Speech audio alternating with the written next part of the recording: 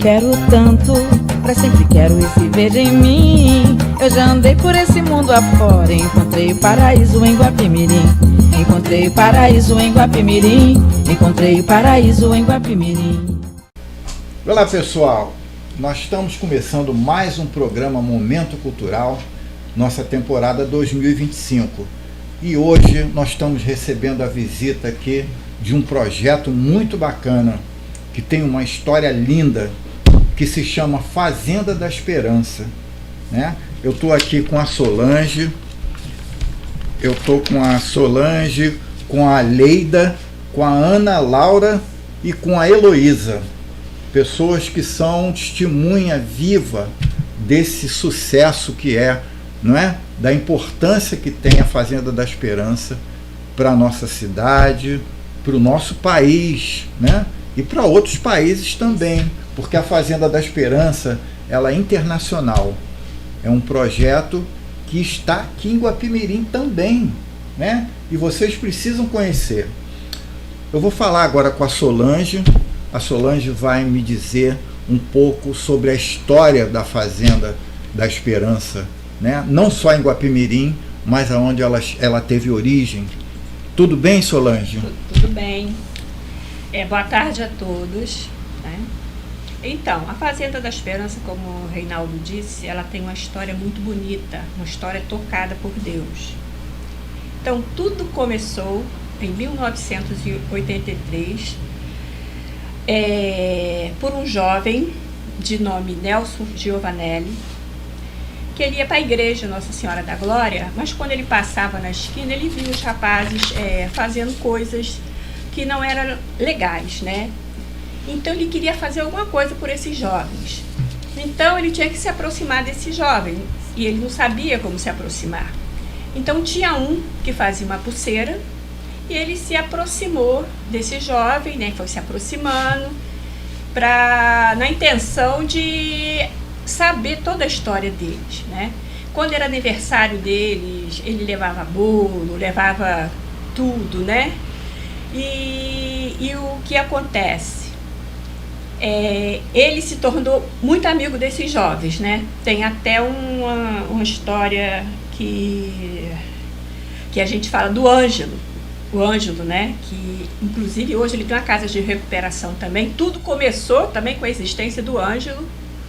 Ele pegou emprestada a bicicleta do Nelson. Ele pegou emprestado, né? Para fazer lá as coisas que eles queriam fazer.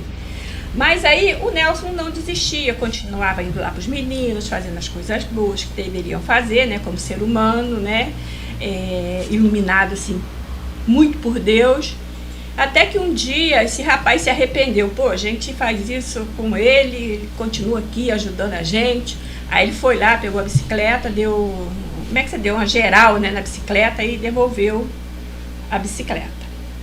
E teve outros meninos, eu não se engano se não foi o Ângelo foi depois, se foi o Beto. Acho que foi o Beto que chegou para ele e falou: Nelson, você pode me ajudar porque eu não aguento mais viver essa vida. O que o Nelson tinha? O Nelson não tinha nada. Ele era um adolescente. Então, o que eles fizeram? Eles alugaram uma casa. Eles tinham vontade, né? Exatamente. Muita ele não tinha nada assim, de material. Coisa. Ele tinha vontade de realizar alguma coisa que pudesse, em benefício, né? Que pudesse ajudar esses jovens. Sim. Aí se alugou uma casa, né? Sem dinheiro nenhum. Tudo era colocado em comum. Tudo que um tinha era dividido por comum. Aí um ia cortar grama, o outro ia fazer qualquer serviço, né? Mas então entra na história também Frei Rães. Ele precisava de apoio. Somente ele não poderia, né? Então, Frei Rães também abraçou essa história, né? Que fundou justamente, junto com o Nelson, a Fazenda da Esperança. Que bonito. A Fazenda da Esperança. E ela hoje, como você disse, ela está presente em mais de 160 lugares, né? Uhum. Tanto aqui, tem no Rio Grande do Sul, tem em Santa Catarina, tem em Teresópolis, tem em Macaé, tem em Santa Rita, no Mato Grosso, temos no Amazonas também. E fora aqui nós temos no Chile, nós temos na Argentina, nós temos na Alemanha, nós temos em Portugal, aliás, bom, são várias. Quer dizer, é um projeto que... Muito legal. E funciona. Aleida, fala um pouco pra gente dessa trajetória, não é? A sua trajetória até chegar em Guapimirim. Fala pra gente um pouco sobre também a Fazenda Esperança na sua vida, como foi. Tá. Então, eu sou a Aleida, eu tenho 25 anos, eu sou estrangeira, eu sou do país de Guatemala. Eu conheci a fazenda desde que era uma criança, né? Quando a fazenda chegou lá, a parte feminina também, que a fazenda tem a parte masculina e a parte feminina. Então eu conheci, mas não sabia o que de fato se vivia, se fazia aí, até que o dia que eu precisei, né, ir para a fazenda, que é uma comunidade terapêutica, mas no caso eu me recuperei por depressão e ansiedade. Então, lembrando, pessoal, a Fazenda da Esperança é uma obra católica e ela não só trabalha com dependente químico, ela também acolhe pessoas que precisam tratar da mente, né, da sanidade. E de qualquer credo. E acolhe, né? Acolhe. Sempre tem alguém para acolher, para receber, não é? E trabalhar a pessoa. É muito importante. Continua. Então, eu precisei da ajuda, né? Então, uma tia me fez o convite, né, de ir na fazenda masculina que ficava perto da minha casa. Então, eu fui. E, de fato, o responsável, que na época era um brasileiro, que ele estava fazendo missão lá, e a verdade, esse brasileiro, ele passou por um processo de recuperação também. Então ele me acolheu, me escutou, e algo que me surpreendeu muito, né, que ele não julgou tudo aquilo que ele escutou. Então foi algo que realmente me tocou. Estranho, né, uma pessoa que não me conhece ouve e ainda assim só escuta, só acolhe aquilo que eu falei para ele. Então eu decidi ir para a fazenda, eu cheguei, não tinha nenhuma menina, mas ainda assim eu fui, e depois as coisas foram acontecendo. Chegou uma voluntária mexicana. A verdade, a fazenda na Guatemala tem 16 anos, e nesses 16 anos han passado várias meninas, mas no ano 2022, a causa da pandemia e tudo, não tinha muita recorrência assim, de meninas. Então eu cheguei, depois foram chegando outras, mas claro, a fazenda já tinha acolhido outros anos atrás. Após a pandemia, então você foi uma das primeiras que chegou. Isso, sim. Isso. Importante. Então eu cheguei na fazenda, né? De fato, realmente é algo diferente. A gente chega em outra casa, e a fazenda, como é uma obra realmente inspirada por Deus, e como Solange explicou um pouco, né? Esses jovens pediram ajuda para Nelson, né?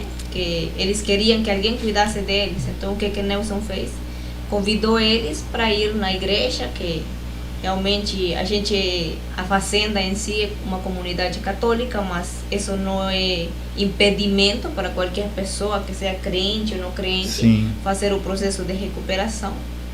Então, o Nelson foi lá na sua terra, lá? Não. Eu estou dizendo que o tripé, né? A Fazenda da Esperança tem um tripé. Um tripé, que certo. Foi baseado tudo em aquilo que Nelson começou a viver com os jovens. No princípio, foi ele que começou isso com os jovens. Com os jovens, Então, dali nasceu a espiritualidade, que ele convidou os jovens para ir para a igreja, né? Que alguém que pode estar com eles o tempo todo realmente Jesus, né?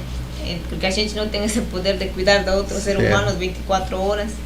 Então, depois nasceu a convivência, porque também Nelson se sentiu movido, né? Tocado. E hoje você é voluntária também?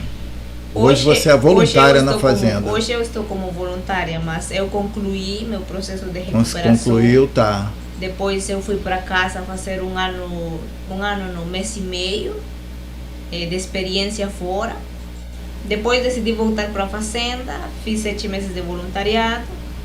Depois eu recebi o convite de fazer uma escola missionária aqui no Brasil. Sim. Então eu aceitei esse convite, comecei a trabalhar, né?